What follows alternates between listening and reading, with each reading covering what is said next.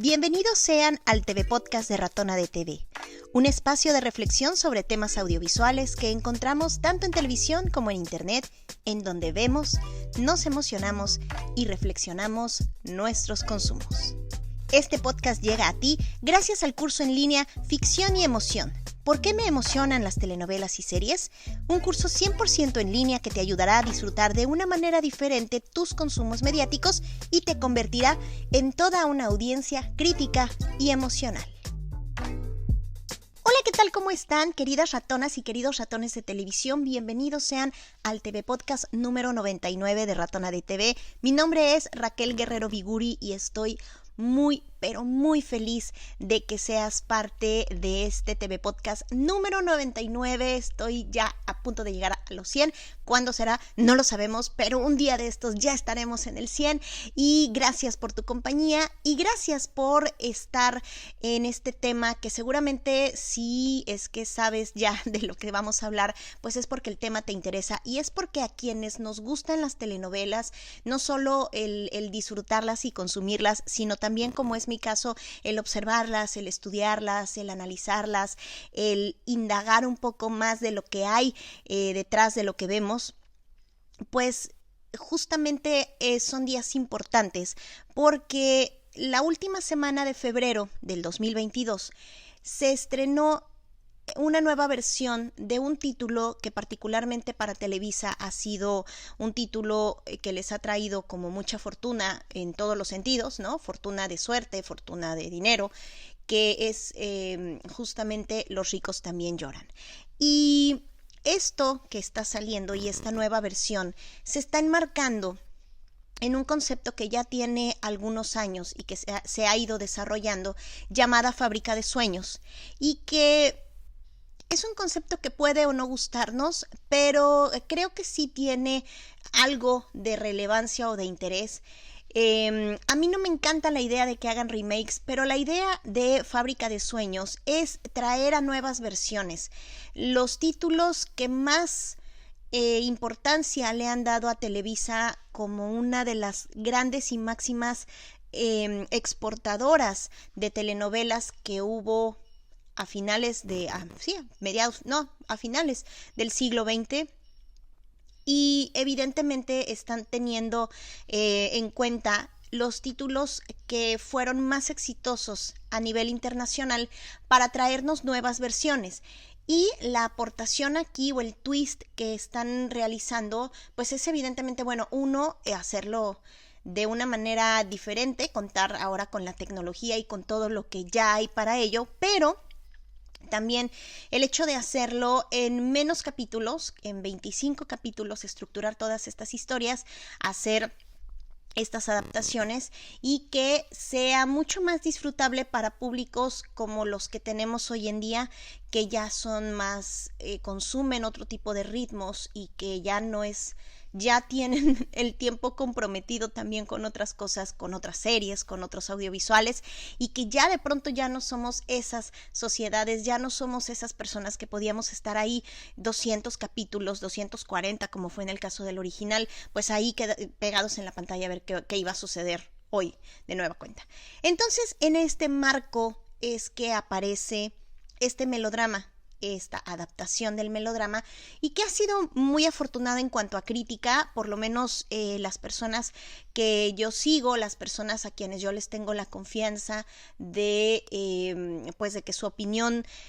cuente o valga la pena para mí, pues he escuchado cosas muy positivas. Yo ya vi algunos capítulos, la verdad es que me ha gustado muchísimo y creo que ha sido muy afortunado el remake que están haciendo,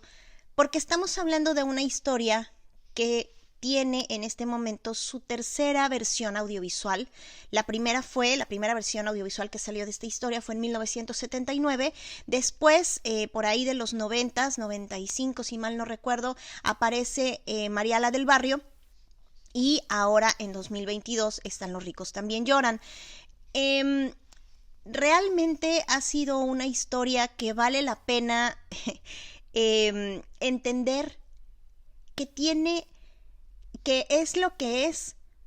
por evidentemente las cosas que acontecieron y que sucedieron en la primera versión. Y más allá de que yo les spoilee de qué se trata o de que yo diga cosas que ustedes ya podrán revisar en espacios y en canales que se dedican pues justamente a hacer este tipo de revisión y de hacer críticas y todo esto, yo lo único que puedo decir al respecto es que me gustó muchísimo. Hay actores que no son los que me fascinan normalmente ver en pantalla, pero en este caso sí me gusta mucho cómo están dirigidos, y me parece que hasta donde van o donde yo llevo visto los capítulos, me está convenciendo, pues estoy entrando en la convención de la telenovela, estoy entrando en la trama de la telenovela, y me gusta muchísimo cómo lo están trayendo, y me gusta mucho cómo están tratando al televidente o a la audiencia que la está recibiendo. Ahora les voy a especificar un poco por qué, pero justamente me fui a mis libros, me fui a mis fuentes para poder platicar de esto, porque cada vez que hablamos de una nueva versión, pues todo ha salido, ahora que se estrenó Si nos dejan, que pues había las comparaciones con Mirada de Mujer, y bueno, cada vez que se reversiona una historia, pues se llenan los chats, se llenan los grupos de debate, se llenan los Instagrams, los Facebooks, de personas que evidentemente pues están diciendo o que opinan cuál es su versión favorita. Y se llena toda esta controversia de cuál será mejor, cuál está mejor contada y tal. A mí, una de las cosas que me gusta muchísimo de estudiar respecto a los productos audiovisuales, particularmente de las telenovelas, es justamente el tema del valor creativo, el tema de la aportación de los creadores. Creo que eso es muy valioso, porque lo que realmente nosotros estamos viendo es el resultado de un trabajo creativo en conjunto, en donde están haciendo uso de los talentos y de las facultades y capacidades de un montón de personas que ponen todo eso al servicio de una producción. Entonces vemos, lo que nosotros vemos en pantalla no solamente es el talento de los actores o actrices, también hay un trabajo de dirección, pero también hay un trabajo de escritura, de escritores que están planteando las situaciones, también hay un trabajo de ambientación, también hay un trabajo de vestuario, también hay un trabajo evidentemente de un cuidado de las escenografías, de las locaciones. En este momento ya se cuenta con un director de fotografía, ya tenemos al director de cámaras, ya tenemos a los camarógrafos, y por supuesto todos ellos están al mando de una cabeza que es un productor que elige a su equipo, que cuenta con esta materia prima, digamos, con este recurso humano para poder llevar a cabo una encomienda. Y lo que me gusta muchísimo, sobre todo ahora estoy encontrando un placer, y quizás es medio culposón, pero no, es un placer para mí el poder ver versiones distintas de las historias, pero más que eso, el poder entender a las telenovelas así, desde los trabajos en equipo, porque me resulta formidable entender cómo hay un montón de circunstancias que pueden atravesar los fenómenos que nosotros vemos,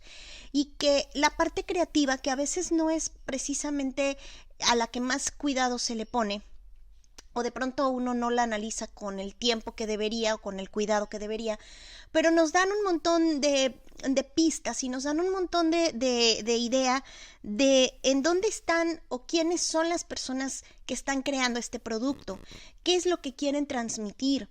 A eso voy con el hecho de cómo esta historia, que fue contada en dos tiempos diferentes antes de lo que estamos viendo ahorita, fue pensada para un tipo de público. Y en este momento, lo que se está haciendo está pensado para otro tipo de público, y me gusta mucho ese cambio, porque están asumiendo que la persona que consume telenovelas no precisamente está en una clase social específica, como sucedió con el caso de Los ricos también lloran y de María la del Barrio. ¿A qué voy con esto y por qué les decía yo que yo me fui a mis libros? Porque me fui a revisar lo que en su momento escribieron Andrew Paxman y Claudia Fernández en la biografía del Tigre. Si ustedes la tienen, búsquenlo porque es súper interesante la partecita que se le dedica a Los ricos también lloran y a contar cómo fue todo el contexto en el que se dio esta historia, una historia que de inicio era una radionovela y por eso es que hago el énfasis en que estas son versiones audiovisuales, porque esto partió de dos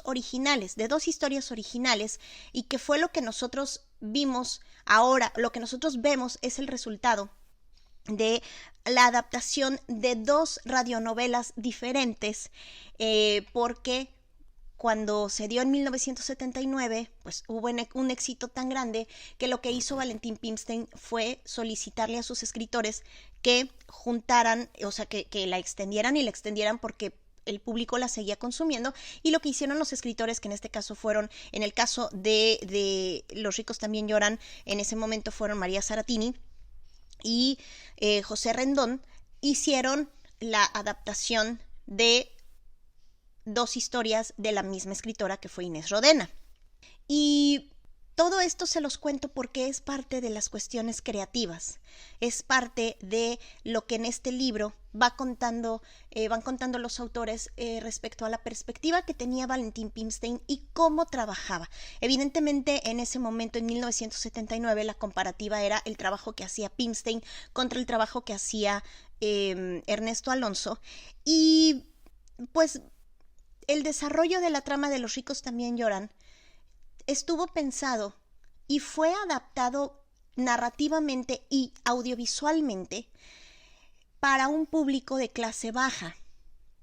Y esto no es ningún secreto. Valentín Pimstein trabajaba y hacía historias para este demográfico, porque evidentemente le generaba muchísimo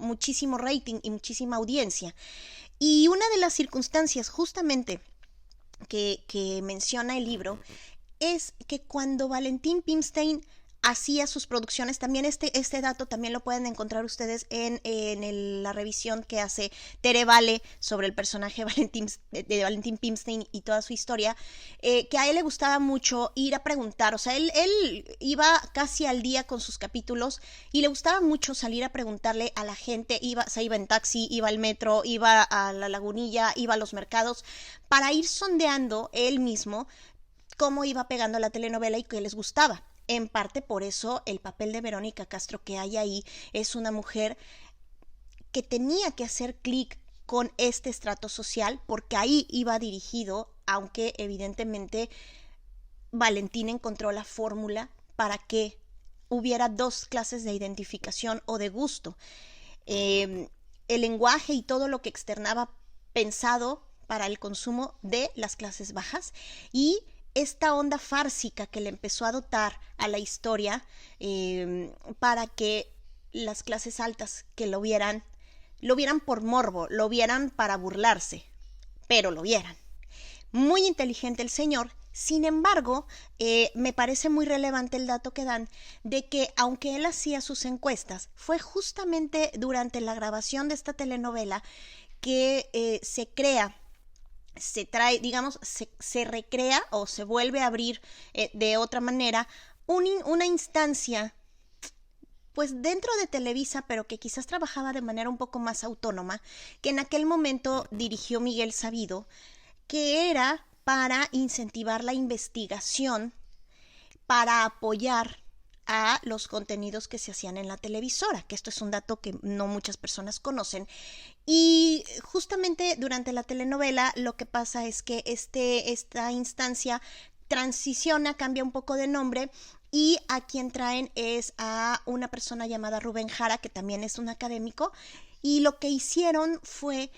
que desde este lugar hacían esta contabilidad de los ratings y hacían estos estudios de mercado y hacían toda la parte de estudiar a las audiencias a quienes iban, para que se supiera a quién iban dirigidos y qué es lo que se iba a producir. Y evidentemente Valentín Pimstein, apoyado en sus propias investigaciones de mercado, que iba él y su alma, pues también hizo uso de esta instancia, que fue realmente muy importante. Para quien quiera poner una comparativa, pues es justamente la parte humana de lo que hoy conocemos como los datos de los algoritmos que le pueden indicar a Netflix y que ya están configurados para que sean las propias plataformas quienes procesen la información que nosotros otorgamos con lo que vemos, con lo que nos gusta, con lo que no nos gusta, qué horas cambiamos, etcétera. Antes, evidentemente, todo esto se hacía con recurso humano y estos fueron antecedentes fundamentales para que esto fuera el éxito que fue.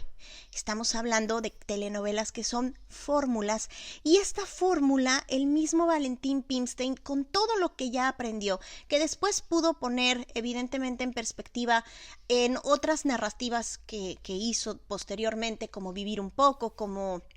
Rosa Salvaje, como la misma María la del Barrio, perdón, las otras dos Marías antes de María Mercedes, María la del Barrio, ando confundida con mis Marías. Evidentemente, cuando llega María la del Barrio, esto ya no es una responsabilidad que le toca 100% a Valentín Pimstein, pero las personas que habían estado trabajando con él, evidentemente, conocieron la fórmula Pimstein, y lo que se hizo ahora con una Thalía, que además de todo era una cara que jugaba muchísimo con valores complicados para la empresa en ese momento de Televisa, porque estábamos hablando de que en esos momentos ya Thalía se había consolidado sí como una reina de telenovelas, ya llevaba 2, pero iba a la par, por lo menos en México, iba a la par de una carrera musical, de una carrera como cantante, en donde ella se inició vendiendo una imagen o la acompañaba una imagen sumamente sexosa, sumamente sensual. Entonces, aquí había un juego muy complicado, porque para las telenovelas la cara de Thalía era una cara muy inocente, muy noble, y por otra parte, por lo menos en México, pues el público mexicano tenía otro tipo de concepto de lo que era la Thalía cantante, la Thalía que ya había iniciado cantando Un pacto entre los dos, y Sangre y Sudor y cosas así, donde mucho de esto era provocar a partir de movimientos y de un aspecto totalmente sexy, ¿no? Muy, muy sexoso. Entonces,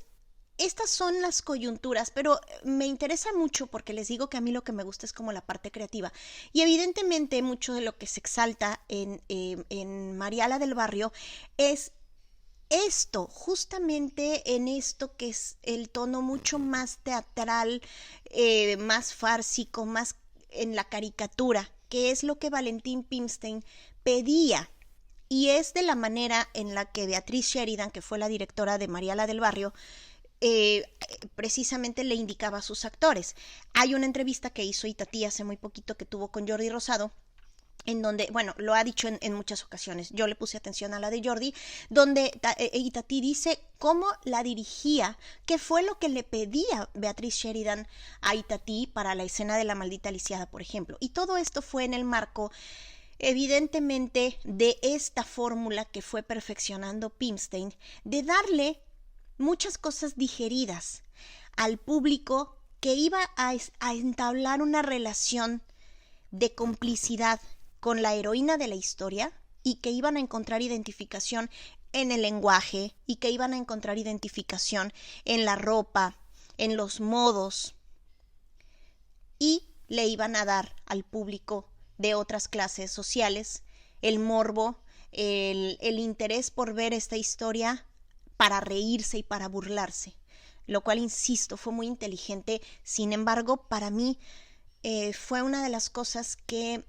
creo yo que, aunque vendió mucho y tal, creo yo que hizo más mal que bien a las telenovelas. Lo señalan en el libro del Tigre, los autores hacen esta reflexión, en donde gracias a esto se potenció que las telenovelas no necesariamente tenían que tener valores de producción altos para ser vendidos, para ser redituables y para ser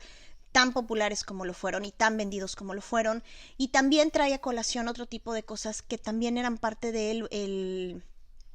estilo de Valentín Pimstein, que Pimstein invertía mucho más en el hecho de la historia en sí, del desarrollo de la historia, más que en pensar en que esta historia fuera contada en distintos escenarios o locaciones. Entonces, a diferencia de lo que hizo Ernesto Alonso durante un muy buen tiempo, cuando las posibilidades tecnológicas lo permitieron, Ernesto Alonso salía más de locación de lo que Valentín Pimstein hacía. Valentín Pimstein se aventaba prácticamente todas las novelas de estudio y así se las llevaba, ¿no? Con esa forma que era más rápida, que era más barata y que podía sacar los capítulos así tal cual, ¿no? En esta versión estamos viendo algo totalmente diferente porque están apelando a un público diferente. ¿Eso es bueno o malo? No lo sé, pero el hecho de que, por ejemplo, en la protagonista estamos viendo que ya no es una protagonista pues tan de clase baja, sino que aquí puede ser de clase baja, pero no es analfabeta, por ejemplo, es una chica que está estudiando. Estos pequeños cambios, estas pequeñas diferencias, pero también el tono en el que está contado, a mí como televidente me gusta más porque evidentemente me habla, a mí como público me acerca mucho más. No estoy muy segura de que sea el resultado, pero evidentemente los públicos cambian, los públicos que ven telenovela cambian y la competencia con las series es muy fuerte. Entonces, hay cosas muy interesantes de entender y justamente tenemos que hablar de dos, que estamos hablando en el contexto de una cuestión industrial, o sea, estamos hablando de productos que se hacen bajo fórmulas, con el conocimiento de la audiencia, porque quieren llegar a esto. Sí hay un interés de contar una historia desde lo creativo, por supuesto, sí hay un interés de desarrollar bien el cuento que están contando, yo creo que sí, me parece claro que sí, pero no olvidemos que todo esto tiene un marco industrial. Sin embargo, yo creo que también mucho de esto que yo he mencionado, de que quienes están peleándose, que qué versión es mejor y que cuál me gusta más y que no sé qué, no nada más apela a lo que opinamos de un producto o de otro. Evidentemente también estamos apelando a la conexión emocional que tenemos con los productos que vimos antes. Para las nuevas generaciones, para los chicos que tienen 20 años, evidentemente no hay referentes, evidentemente no hay conexiones emocionales, a lo mejor las vieron, a lo mejor no,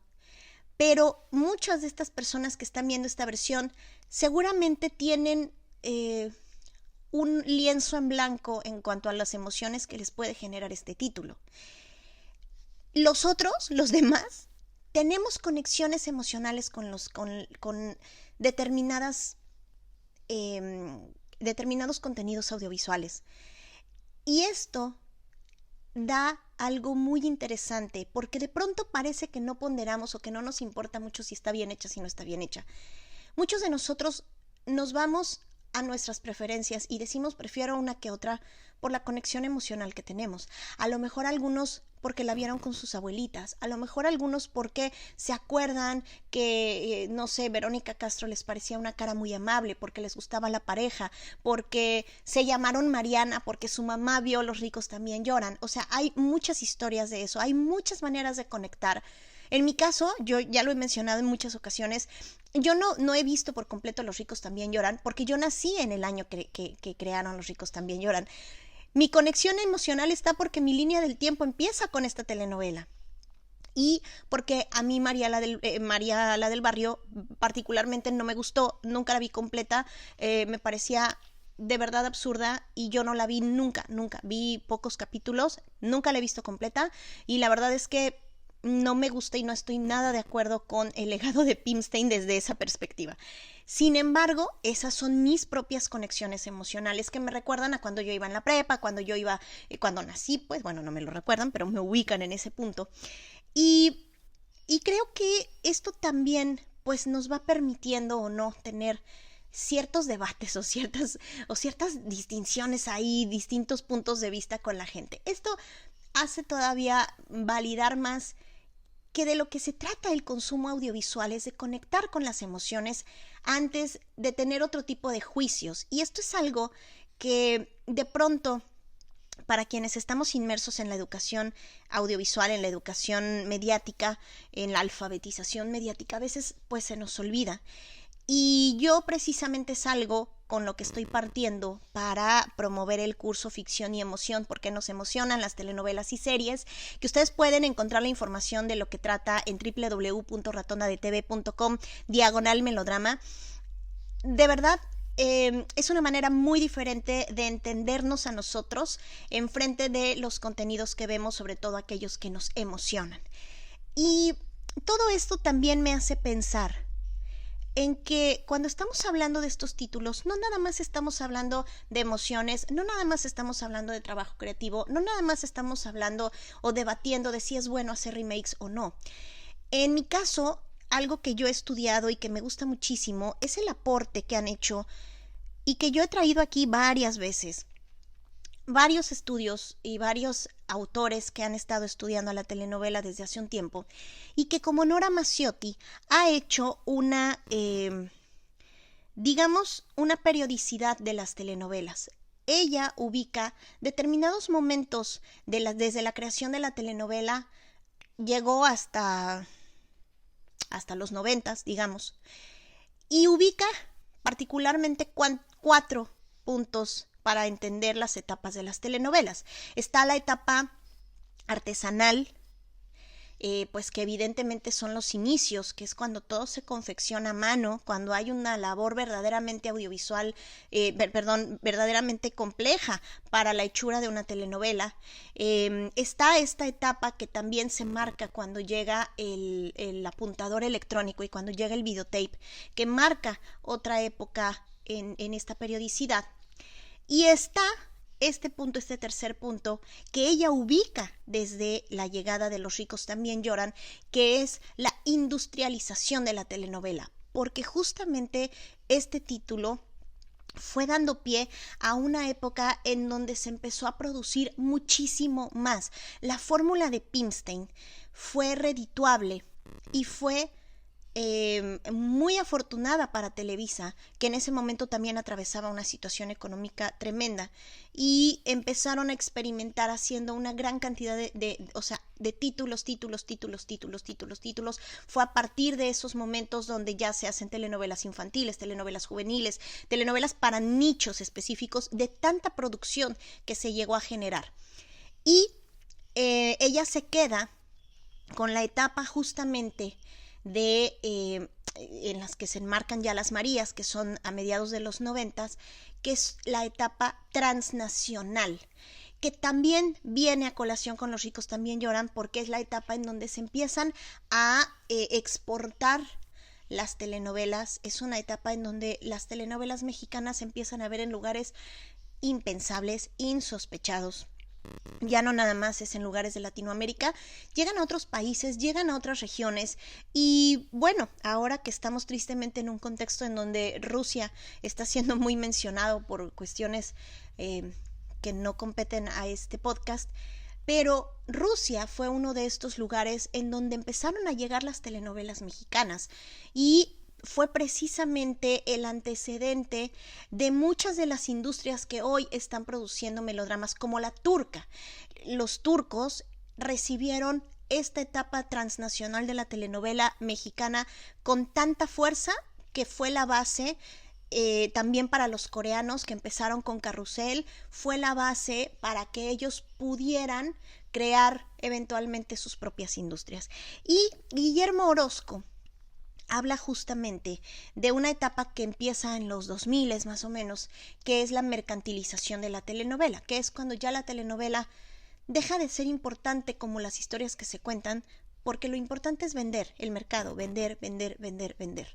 Entonces, si podemos ubicar las dos versiones anteriores de Los ricos también lloran, en la etapa industrial de la telenovela y en la etapa de la transnacionalización de la telenovela,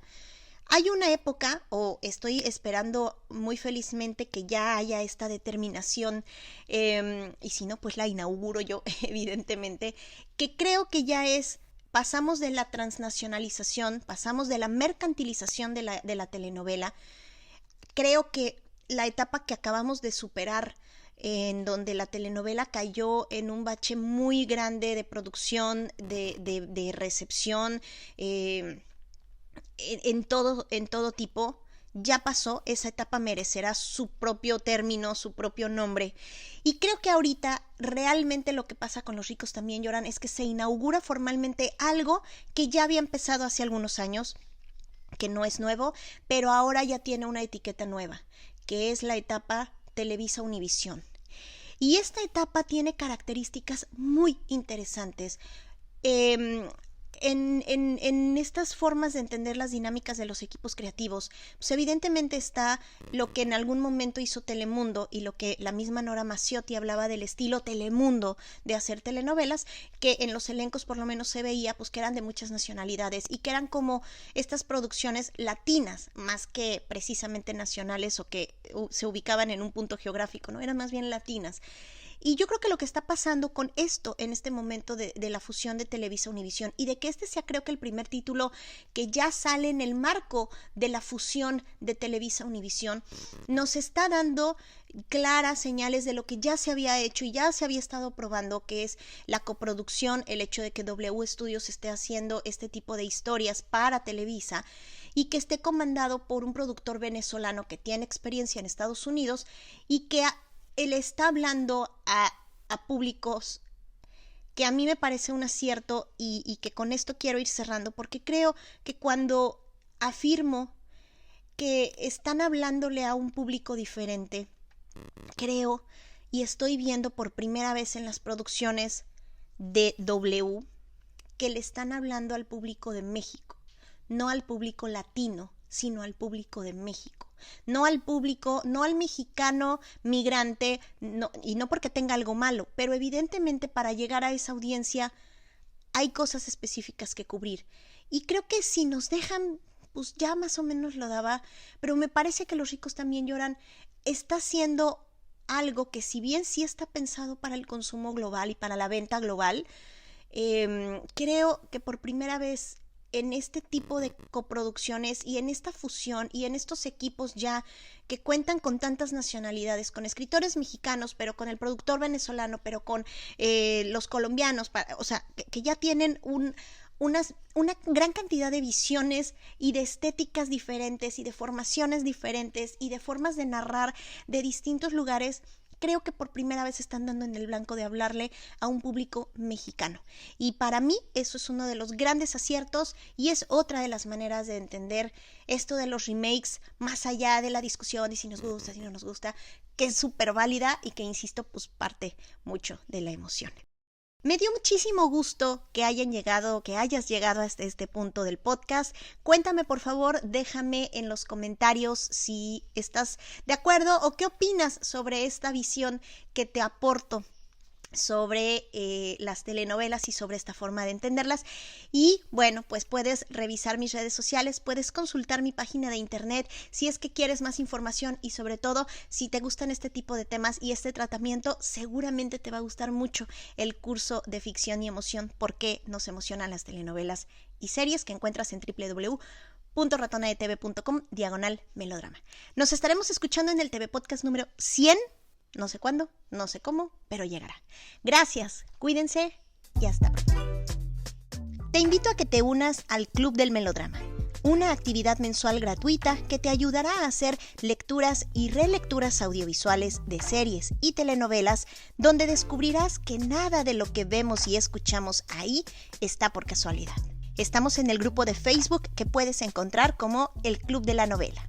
Te invito también a que me sigas en redes sociales. Me encuentras como @ratonadetv en Facebook, Twitter, Instagram, TikTok y YouTube. Y también en mi página de internet www.ratonadetv.com.